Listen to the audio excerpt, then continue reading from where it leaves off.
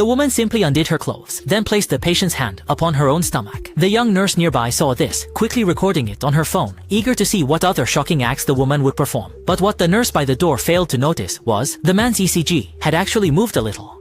For this man, who was in a vegetative state, this was nothing short of a huge miracle. The young nurse, having just stepped out, glanced at the patient nearby, only spoke a few words to pass the time, then rushed to the director's office to file a complaint. After all, next month is when they evaluate promotions. If she doesn't hurry now, when will she ever reach her objective? The director and the nurse also had an ambiguous relationship. Though he wished to give the nurse special treatment, the woman's workability was evident, making it difficult to show too much favoritism. Unexpectedly, the young nurse claimed she had proof that the woman was colluding with patients, which would completely disqualify her from performance reviews. After saying this, the young nurse immediately opened her phone, telling the director to look very carefully.